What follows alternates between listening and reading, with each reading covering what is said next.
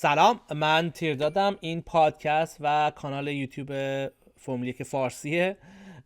با بررسی مسابقه مجارستان 2025 با شماییم. یه مسابقه عجیب غریب، یه ذره یه طورایی، یه سری اتفاقای خاص داشته در موردش صحبت میکنیم. سعید با منه، همکار من تو این پروژه. سعید. بله سلام، هستیم در خدمتتون با گرانپری مجارستان، آخرین گرانپری قبل از تعطیلات در واقع تابستونی. بعد از یک گرانپری حالا معمولا توقع داریم که بلژیک اسپا گرانپری جذابی باشه، ولی خب اونجوری که باید سرگرم کننده شاید نبود. جوری که حتی ما لایوی که داشتیم بیشتر به شوخی و مسائل حاشیه‌ای گذشت اصلا تا بیشتر فرمول 1. ولی مجارستان صحبت زیاد داشت. حالا نمیتونم بگم بهترین مسابقه بود، ولی یک دنیا اتفاق توش افتاد.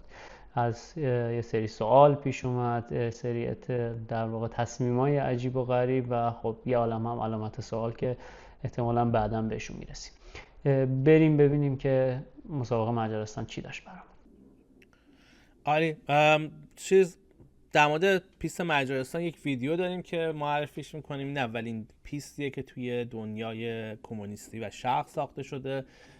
کلا پیست پر داستانیه خودش و حالا همه حاشیه هاش، و یکی از ارزون ترین پیستایی که میتونید برید و خیلی هم ازش تعریف کنم که خیلی پیست دوست داشتنی، که پیستی که من دوست دارم برم همینه.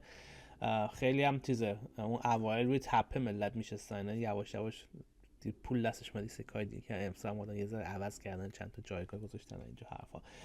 بریم در مورد تمرین صحبت کنیم. سعید، البته بذار قبل تمرین میخوای در مورد چیزام صحبت کنیم. خیلی خبرهای خاصی نبود بین این دو هفته، یه هفته، ولی خبر خیلی قابل گفتن اینه که به نظر میاد که دست آقای استرول پدر داخل استون مارتین داره بالا میره. استون مارتین چون مشکل مالی داره به خاطر خودروهای گرون عجیب غریبی که داره میسازه، داره سهم خودش رو داخل تیم استون مارتین F1 کاهش میده و سهم استرول بالا میده، و این خبر بدیه برای کسایی که خیلی از لنز خوششون نمیاد. جایگاه پدرش داره اونجا بیشتر تثبیت میشه. حالا تا ببینیم چی میشه. بریم حالا تمرین مجارستان صحبت کنیم. ای دست رو دلم نذار تیر داد. برگردیم راجع به، حالا قبل از تمرین راجع به پیست گفتی، همونجوری که گفتی که ملت روی تپه میشستن، هنوز هم عادتشون رو ترک نکردن. نمیدونم ویدیوهایی که مردم عین مثلا فرار از زندان دارن از زیر نرده ها میکنن که بیان، عین خرگوش که دارن چاله رو میکنن که مثل قدیم از روی تپه بیان، وایرال شده که گاردم دقیقاً پشت همون دیواره ایستاده و منتظره که اینا بیان که اصطلاحاً خفتشون کنه. یعنی عادت هنوز هست. بعد خب پیست مجارستان هم معروف به در واقع موناکوی بدون دیوار. البته پهن‌تر بودنش که باعث هیجان انگیزتر شدن و امکان سبقت بیشتر رو فراهم میکنه رو هم باید در نظر بگیریم. و از طرفی از یه لحاظی دقیقاً برعکس موناکویی که بیشترین شانس ممکن برای در واقع پول سیتر وجود داره به خاطر حالا سبقت کمی که میتونن بگیرن. تو مجارستان این قضیه تقریبا برعکسه. حداقل توی چند سال گذشته پول سیتر هیچ موقع نتیجه خوبی نتونسته بگیره. فکر کنم آخرین بار اگر اشتباه نکنم همیلتون 2019 بوده که پول سیتر بوده و برده، و به صورت کلی هم همیلتون فکر میکنم با، اگر اشتباه نکنم، با 9 پیروزی و مکلارن با 12 پیروزی بیشترین حالا امتیازها رو جمع کردن از این پیست. و بیشترین چیزی که توی این مسابقه فکر میکنم به یاد حالا کسایی که خیلی وارد جزئیات و قسمت‌های فنی مسابقات نمیشن، اون جایزه مجارستانه که با اون طرز شادی به خصوص نوریس توی سال 2023 که زد تروفی مکس رو شکون شروع شد، که حرف حدیث بالا گرفت که آقا این چه تروفی گرون قیمتیه، برخلاف چیزی که شاید حالا تو نگاه اول به نظر نیاد. ولی الان دیگه از اون موقع به بعدم همیشه نوریس روی پودیوم بوده و ریسک شکوندن این تروفی خیلی جذاب و با ارزش هست. هرچند داره یاد میگیره هر سری که بهتر انجام بده، این شادیش رو محافظت کنه از اون تروفی گند به بار نیاره، که حالا دارن بهش یاد میدن. هرچند نزدیک بود این دفعه هم این کارو بکنه، ولی یه لحظه به خودش اومد، جایزه رو برداشت گذاشت کنار، برگشت رو پودیوم و شروع کرد حالا با همون شادی جنجالی خودش که من خیلی سبکی که انجام میده رو دوست دارم. باز هم داستان زیاد داریم، یعنی نوریس برد، یک رانندگی فوق‌العاده هم داشت، بحثی توش نیست، ولی در ادامه میریم که صحبت کنیم که حالا چجوری شد که نوریس در عین اینی که نه پول پوزیشن رو داشت و نه استارت خوبی زد، در نهایت تونست امتیاز فوق‌العاده رو جمع کنه که با اینکه یه DNF داشت توی کانادا، الان فقط 9 امتیاز با صدر جدول فاصله داشته باشه. آره، حالا اون تروفی که گفتی سرامیکه و 6 ماه تولیدش طول میکشه، کار دست داره، این کار خیلی ساده ای نیست. خب در مورد تمرین میخوای بگی؟ تمرین مکلارن تو تمام تمرین‌ها در واقع مکلارن 1 و 2 رو داشت و اصلا به نظر نمیرسید که کسی بتونه رقابت کنه باهاشون، ولی چند تا اتفاق جالب توی تمرین‌ها افتاد که از در واقع تمرین اول که با خبر عدم حضور آلونسو شروع شد که گفتیم که حالا آستون مارتین خیلی اوضاعش خوب بود، این وضعیت هم پیش اومد، ولی از طرفی خب یه شانس خوبی برای فیلیپ دروگوویچ بود که بتونه راننده برزیلی که یه خودی نشون بده و خب لنس هم خیلی نتیجه خاصی نگرفت. ولی تمرین دوم و سوم اصلا انگار همه چیز عوض شد، آستون مارتین جون گرفت، حتی فکر میکنم جفتشون توی تاپ 5 بودن در این حد مدعی، و در نهایت هم دیدیم که خیلی خوب پیش رفت براشون، یعنی واقعا یه پکیج خیلی تغییر پیدا کرده و بهبود یافته رو آوردن که همون راننده با همون شرایط میتونن خیلی امتیاز بیشتری رو جمع کنن، که فکر میکنم نیووی هرچند که میگیم بیشتر تمرکزش رو 2026 من بعید میدونم که همچین جامپ بزرگی بدون تاثیر نیووی بوده باشه، چون که میدونیم از موناکو و یا حتی زودتر اگر اشتباه نکنم میومد توی پیست که حتی رفتار تیم رو آنالیز کنه، که اصلا کل شرایط رو به صورت حالا اصطلاح میدانی که ما داریم که عینی ببینه که شرایط چجوری اتفاق میفته. و خب این شوک اصلی بود توی تمرینا و توی کوالی هم حالا جلوتر بهش میرسیم که چه اتفاقاتی افتاد. توی کوالی و مسابقه هم خیلی خوب بودن، کلا 2-3 تا مسابقه است خیلی خوب در نتیجه میگیرن، توی جدول هم خیلی خوب بالا اومدن، خاطر همین نتیجه که گرفتن این چند تا مسابقه اصلا ته جدول یا کندشون اومدن بالا. کلا اتفاقات عجیبی داره میفته، کیک سابر هم داره تکون میخوره و الان تیم ته جدول آلپینه که یه تایمی فکر میکرد که خودش ته جدول کنده، الان چسبه ته جدول و امیدی هم بهش نیست. بیایم در مورد کوالیا صحبت بکنیم.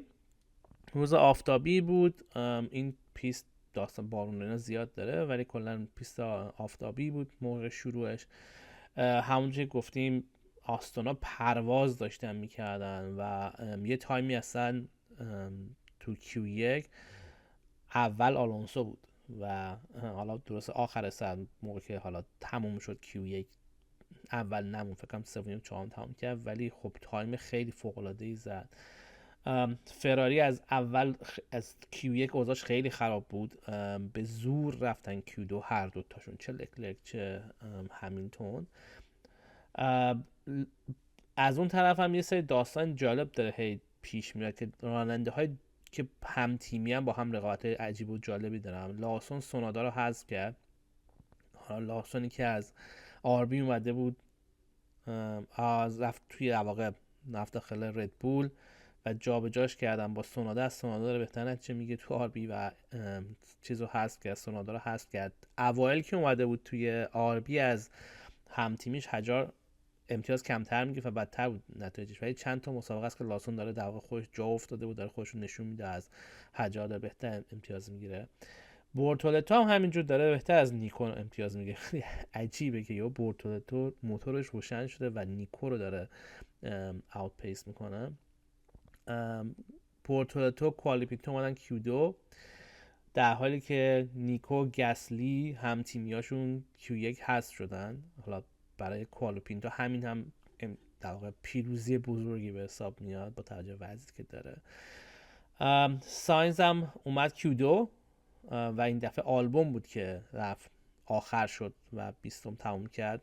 خیلی عجیب بود اتفاقی داره میفته، هرچند که چون که توی مسابقه اصلی یوکی موتور عوض کرد از آخر استاد زد، ولی اینکه آلبوم آخر باشه خیلی اتفاق عجیبیه. آکون 18 شد، ولی هم تیمیش برمن رفت تو کیودو. همونطور که میبینید اصلا راننده دوم خیلی آخر هفته عجیبی داشتن. توی کیودو یک ذره خیلی کم بارون داشتیم که واقعا تاثیرگذار نبود، ولی به خاطر همون یک ذره تیم‌ها پنیک کردن که راننده‌شون سریعتر بفرستن بیرون، ولی خیلی تاثیر نداشت، خیلی چند تا قطره بیشتر نبود، ولی دمای پیست کلا پایین آورد. فراری مشکل داشت، همیلتون 13 هم شد، لکلرک به زور رفت 6. خیلی عجیب بود که توی Q1 و Q2 لکلرک هم مثل همیلتون خیلی مشکل داشت، ولی حالا همونجوری که میگیم توی Q3 یهو اصلا ورق برگشت و خودش هم باورش نمیشد چجوری یهو ورق برگشت. کیمی حذف شد با بورتولتو توی Q2 و خیلی عجیب که دوتا آستین این دفعه اومد، آستون مارتین اومدن Q3. برمن فوق‌العاده بود پسر، ولی خب حالا دیگه 11 هم شد، خیلی نمیشه سخت گرفت بهش و Q2 هست شد. بهش هم گفتم بمون تو ماشین که شاید یکی مثلا حالا یه ترک لیمیتی چیز داشته باشه و تو بیای Q3، ولی نشد. حتی ماشین اومد بیرون، بهش گفتم برگرد. در هر صورت توی Q2 برمن و همیلتون و ساینز و کیمی و کلاپینتا هست شدن. توی Q3 آلونسو حتی اومد تو فرانت رو، یعنی یه تیم که آلونسو دوم بود و حسن عجیب بود، یعنی فوق العاده بود تو کلا آخر هفته فوق العاده برای آستون مارتین بود. و حالا دمای هوا هم هی داشت میمد پایین‌تر و پرفورمنس ماشینا هی فرق می‌کرد با Q1 و Q2. یه صحبتایی هست که اصلا دلیلی که لکلرک انقدر خوب نتیجه گرفت به خاطر دمای پایین پیست بود که این ماشین تو دمای پایین بهتر کار میکنه.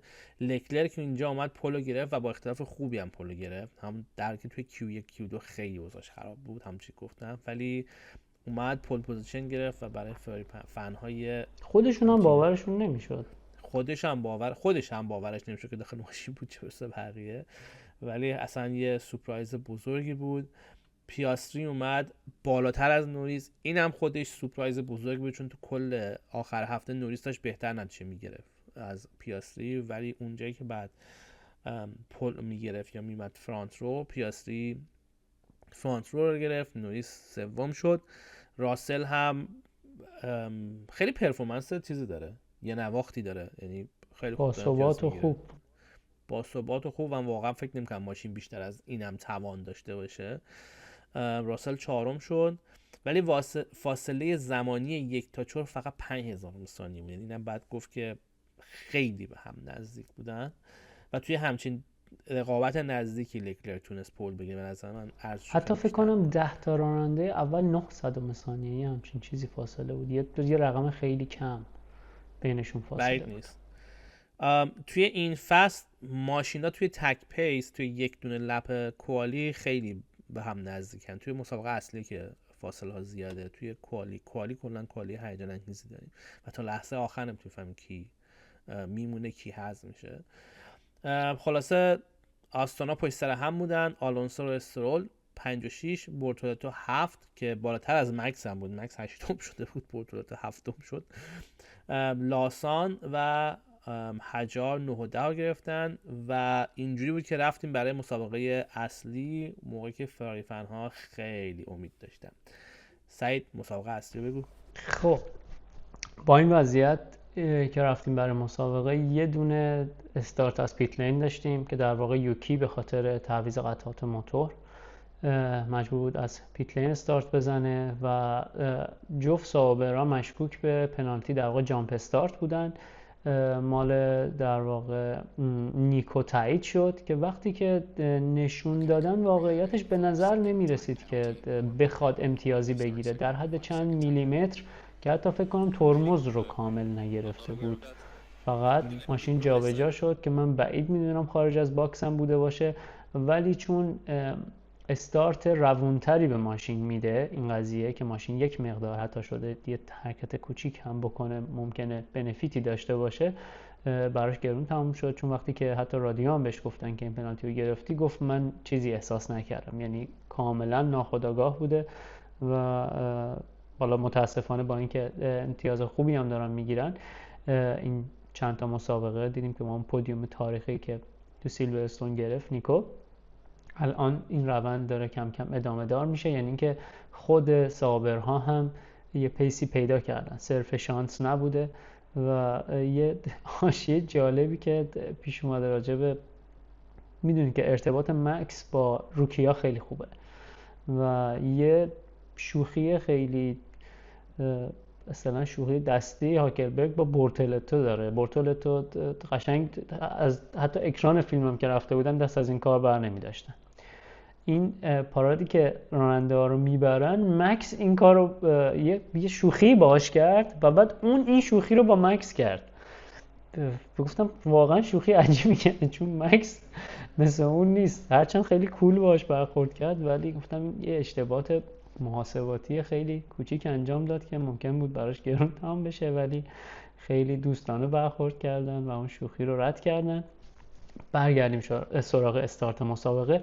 طبق معمول نوریس یه استارت ضعیف داشت، نگیم حالا طبق معمول، الان نوریس فنا میان میگن که نوریس رو خراب میکنی. واقعا نوریس استارت ها رو خیلی خراب میکنه، یعنی اگر این کریری که داشته، آخه پول هم نبود که بگیم حالا خیلی تحت فشار باشه. حتی خیلی نمیشه بهش ایراد گرفت، چون اومد که سبقت بگیره ولی گیر کرد پشت خود پیاستری دیگه. یعنی پیاستری نه خب در واقع ریاکشن تایم ضعیفی هم داشت، یعنی واقعا توی شروع مسابقه 2 تا پوزیشن از دست داد که البته خب آلونسو رو تونست برگردونه. در کل من اینو برای کوبیدنش نمیگم، برای میگم که اگر واقعا همین یه دونه کوالیتی رو توی کریرش بهتر میکرد یا اصلا این نقص رو نداشت، یا اگه از الان به بعد نداشته باشه، واقعا دیگه رقیبی براش نیست. یکی از در واقع تحلیلگرا میگفتش که واقعا قهرمانی به تصمیم نوریس بستگی داره که آیا میخواد اون پرفورمنس خوبش رو داشته باشه یا نه، چون اگر اونو داشته باشه دیگه میتونه. همچین تصمیم طرف هم نیست، همچین نه یعنی که واقعا بسته به اون اون داره دیگه، یعنی که یه جورایی سفارش بده. مثلا آخه برگردیم به اون قضیه، اون روحیه هم هست دیگه، یعنی اینکه تصمیمشو خب. الان گرفته، مدیا رو کات کرده، از حاشیه دور شده، رابطه‌ش رو سر و سامون داده دیگه. توی ویدیوها نمیزنن پارتنرش رو، فقط مدل میزنن پارتنر مثلا نوریس، بعد هودی تیمشون رو میپوشه. بعد یه ذره دارن دوستان که شاکی بودن بابت اینی که چرا فقط مادرها رو نشون میدن، نصف مسابقه داشتن مگی رو نشون میدادن، یه سوراخ کردن تماشاگرها رو با مگی. ولی در کل اگر صرفا استارتای بهتری بزنه خیلی شرایطش تغییر میکنه، چون امتیازهای زیادی توی استارتاش از دست داده، ولی خب بعدش خیلی خوب جبران میکنه، انگار که مثلا یه نقطه قوتی در پشت این نقطه ضعفش هست که حالا تونست آلونسو رو برگردونه، در واقع رتبهش رو پس بگیره از آلونسو. ولی خب از طرفی آلونسو هم خب میدونست که ماشین قهرمانی نداره، یعنی با تجربه تر از اونه که جنگ بیفایده ای رو شروع بکنه، که اینو توی ادامه مسابقه هم دیدیم که میدونست که ماشینی داره که پودیوم شاید با شانس، ولی شاید بتونه که توی تاپ 5 باشه، یعنی چهارمی پنجمی رو براشون رقابت کنه. این وسط راجع به بورتولتو صحبت کردیم، تا شیشم اومد بالا، جلوی مکس بود، مکس بهش رسید. مثل مسابقه برزیل که یه دونه شیکین، یه پیچ در واقع اونجا شیکین نبود، یه دونه پیچ در واقع پیچ اول یا دوم برزیل رو پیدا کرده بود، اون پیسی که میخواست. و اینجا هم یه شیکین بود که همون اول مسابقه 2 تا سبقت و در کل 4 تا سبقت توی اون شیکین تونست بگیره، ولی این حالا هیجانی که داشت میداد رو بورتولتو با دفاع جانانه خودش خاموش کرد، نذاشت که بتونه از بورتولتو رد شه، دفاع فوق‌العاده‌ای کرد. و آلونسو هم همچنان سعی میکرد که رتبه پنجمش رو نگه داره. بورتولتو حتی فشار هم می آورد به آلونسو، ولی خب از اون طرف خود آلونسو هم سعی میکرد که فاصله نیفته بین اون و در واقع 3 تا ماشین اول، 3-4 تا ماشین اول. و خب بالای جدول ترافیک خوبی بود اول کار. موقع پیت کردن ها که شروع شد، فراری عالی پیت کرد و مکلارن در جواب اونا حتی از اونا هم بهتر پیت کردن. فکر کنم فراری پیت بین 2 تا 2.2 داشتن و مکلارن یکی از پیتاش 1.96 بود و یه جورایی پشت در واقع پشت صحنه کارشون رو هر دو تیم داشتن عالی انجام میدادن. راجع به استراتژی صحبت نمی کنیم، صرفا مکانیکا. و این وسط اتفاقی که افتاد اینه که توی پیت اول پیاستری زودتر رفت پیت کنه و لکلک بعد از اون. ولی یه دامی اتفاق افتاد و برای پیت دوم یه دونه در واقع رادیوی فیک زد مکلارن که فراری تو دامشون افتاد و لکلک رو زودتر بردن پیت کردن و خب این دست رو باز میذاشت برای در واقع مکلارن که حالا تصمیم بگیره که چقدر بعد از اونا پیت کنه یا اینکه اصلا پیت بکنه یا نکنه. که اینجا به نظر خود من یه دونه استراتژی دوگانه بود که باز برمیگردیم سر همین قضیه نوریس. بچه‌ها بگن اگر نظر دیگه ای دارن، چون وقتی که رادیو پیاستری راجع به استراتژی تک استاپ صحبت کرد که یعنی چی میشه اگر ما دیگه پیت نکنیم، خب ریس انجینیراشون متفاوته ولی ریس دایرکتورشون که یکیه که فکر کنم ریس دایرکتور مکلارن آقای سینگ باشه، یه هندیه و خب در واقع تصمیم کلی رو یه نفر میگیره ولی خب بسته به شرایطی که دارن خب میتونن تصمیمات جداگونه‌ای براشون گرفته بشه. که یه چیزی که جالب بود این بود که در واقع پیاستری با اینکه درخواست تک استاپر داد تایید نشد، گفتن که تقریبا امکان پذیر نیست، خیلی سخته و پیاستری رو بردن پیت کرد ولی برعکس این تصمیم رو برای نوریس گرفتن که یعنی یه جورایی تیم پیاستری رو من احساس میکنم فدای نوریس کرد. باز دوباره پیاستری رو فدای نوریس کرد و یعنی اگر برای اون امکان پذیر بود خب برای پیاستری هم چرا امکان پذیر نبود. که حالا این مسلماً خیلی نکته‌های دیگه‌ای هم داره که شاید تاثیر زیادی داشته باشه تو این تصمیمی که گرفتن، ولی از این پیچیدگی که اون در واقع سه تا راننده اول داشتن یه درگیری خیلی سنگین بین راسل و آلونسو پیش اومد که تقریباً فکر میکنم راسل یه برخورد کوچیکی داشت، دماغه ماشین خورد به آلونسو ولی خب آسیب جوری نبود که پیس ماشین از بین بره و مکس هم خیلی راحت نبود با استراتژی که داشت وقتی که پیت کرد که به هوای آندرکات کردن بورتولتو رفت، بعدش تو ترافیک افتاد و خب زمان زیادی رو از دست داد. و از طرفی یه چیز عجیبی که پیش اومد توی استارت مسابقه لکلک پیس فوق‌العاده‌ای داشت، حتی فاصله انداخت با مکلارن، یعنی جوری نبود که اصلا با همین روند ادامه پیدا می‌کرد بهش نمی‌رسیدم، ولی خیلی عجیب، خیلی ناگهانی از استینت سوم، استینت آخر در واقع که از پیت برگشت، اصلا ماشین نابود شده بود. اصلا جوری میگفتن که اصلا اگه ما امتیاز بگیریم شاهکار کردیم، پودیوم که شانسیه. که خب در نهایت دیدیم که پودیوم هم نتونستن بگیرن، جلوتر صحبت میکنه تیرداد راجع بهش، ولی ماشین یه افت سنگینی پیدا کرد که در نهایت هم سناریوهای محتمل رو در موردش میگیم که چه صحبتایی شد که در واقع چه امکانهایی وجود داشت برای این که بشه توجیه کرد این افت پرفورمنس خیلی شدید رو. ولی اینم از شرایط فراری، در واقع لکلرک صرفاً. بیایم سراغ اون یکی راننده لکلرک. همیلتون با اینکه توی یکی از تمرین‌ها خیلی رکورد خوبی زده بود ولی نه توی در واقع تعیین خط نه توی مسابقه شرایط خوبی رو تجربه نمی‌کرد. به اون حالت خود سرزنشگری نهایتش هم رسیده که فکر کنم واقعا نیاز به کمک داره از سمت تیم که رهاش نکنن و انرژی رو بهش بدن، چون که یعنی داره به جایی میرسه که دیگه اصلا من میخوام برم خونمون و جالب نیست دیگه برای کسی که دقیقا. ولی اون صحنه‌ای که با مکس داشت به نظرم پنالتی بعد مکس میگیره. باید یه جورایی قلدری زیرکانه‌ای کرد مکس که در واقع میتونست پنالتی رو بگیره، چون که برخوردی اتفاق نیفتاد و در واقع همیلتون برای فرار از برخورد رفت. ولی نتیجه مهمه. نظر من لوئیس یه مقدار ورای انتظار منطقی فکر کرد تو این قضیه. توی ریپورتی که آخر کار اومد، یکی از دلایلی که حالا اصلا نادیده گرفته شد، نو اینوستیگیشن بود، این بود که اصلا لوئیس نرفت پیش استوارتا، چون معمولا وقتی شرایط اینجوری پیش میاد که برخورد نیست توضیح میخوان از راننده که بیان توی اتاق استواردا توضیح بدن و یه جورایی اگر پنالتی یا مکس میگرفت نه به حال لوئیس تغییر میکرد نه به حال مکس، یعنی یه اتفاق بد رو صرفا مکس اصلا یه بدجنسی کرد در حق لوئیس و از اون چیزاست که مثلا میگیم پنالتی هم دوای دردی نیست و خب از اونجایی که خب اونم حضوری پیدا نکرد، یعنی بی اهمیت بوده براش، اونا هم گفتن که مثلا برخوردی نیست و اصلا هیچ تأثیری نمیده اصلا توی مسابقه. وگرنه خیلی ها همون اول تا اتفاق افتاد، حتی گزارشگر مسابقه گفتن که حالا چقدرش رو نمیدونیم ولی احتمالاً پنالتی برای مکس خواهد بود. و یکم دیگه بگیم که بتونیم برسیم به آخرش و هم پاس بدم به تیرداد.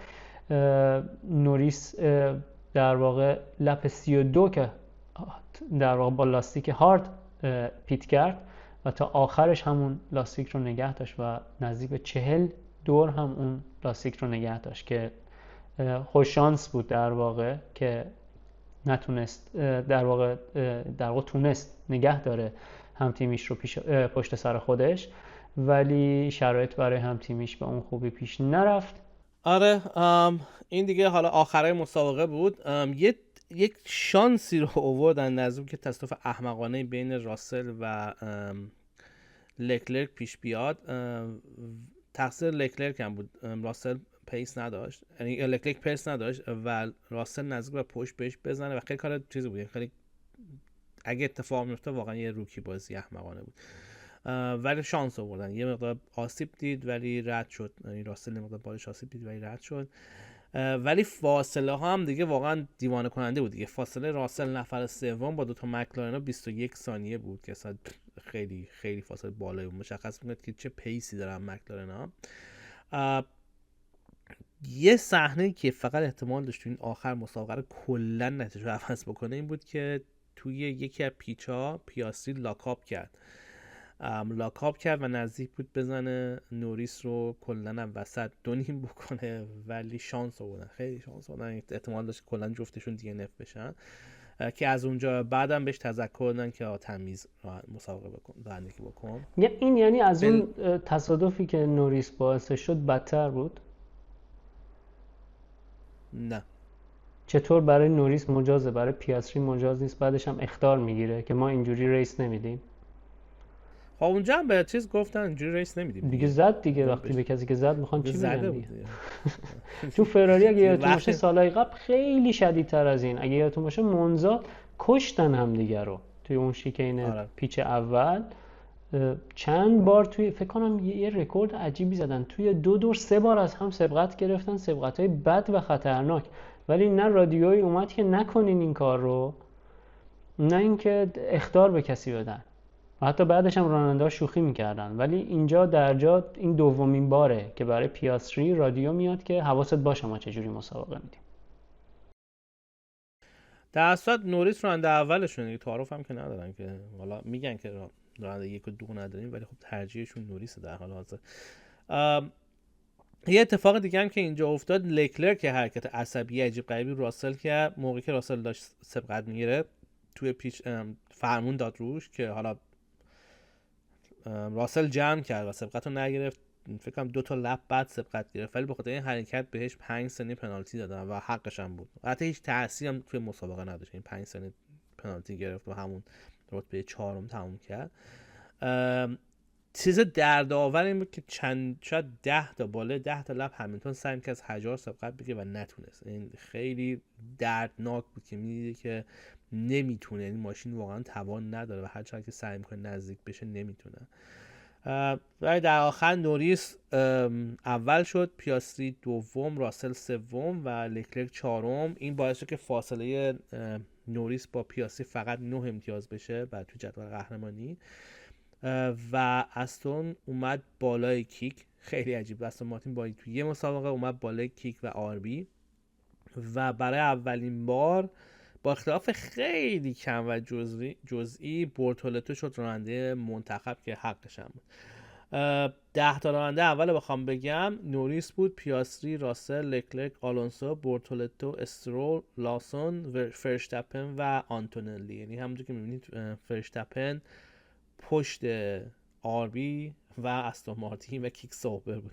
صحنه دلبرانه ای بود واقعا. این از این. سعید حرف آخر. آخرین داستانی که گفتم که ته در واقع اپیزود بگیم راجع به لکلرک بود که وقتی که پیسش انقدر افت کرد بعد از اون پیت آخر 2 تا سناریو مطرح شد. سناریوی اولی که خودشون گفتن که باز این هم نمیتونه غیر مرتبط باشه با سناریوی دوم که راسل در واقع مطرحش کرد. سناریوی اول این بود که آقا با شاسی مشکل داشتن، یعنی یه مشکل حالا داخلی فنی خود ماشینه. ولی راسل چی رو مطرح کرد؟ سناریویی که راسل اومد گفتش که اینا ارتفاع ماشین رو زیاد کم کرده بودن و از ترس دیسکوالیفای شدن و در واقع خورده شدن همون اسکیت بلاکی که داره ماشین اومدن فشار باد لاستیک رو زیاد کردن که ماشین ارتفاع بیشتری داشته باشه و دیسکوالیفای نشه و این باعث شد که افت محسوس پرفورمنس داشته باشه ماشین. که گفت که در واقع خبرنگار به لکلرک گفتش که به راسل گفتش که لکلرک چیز دیگه ای گفت و راسل خیلی جالب جوابشو داد که خب مسلما اون نمیاد بگه که ما داشتیم خلاف میکردیم ولی نکردیم، ولی خب میتونه سناریوی درستی هم باشه، یعنی امکان پذیر هست این حد افت پرفورمنس میتونه از اختلاف ارتفاع بیاد، ولی باز هم اگر بچه‌ها نظر دیگه ای دارن یا اخبار جدیدتری بهشون رسیده خوشحال میشیم که با ما در اشتراک بذارن. بسیار عالی. این از اپیزود هانگرورینگ مجارستان. بریم که ببندیم. مرسی که با ما هستید. هر جا که هستید لایک و کامنت و شیر و اینا فراموش نشه. همین حمایت های شماست که باید شما ادامه بدید. مرسی که با ما هستید. شب و روز خوش. ممنون که با ما بودید. خدا حافظ.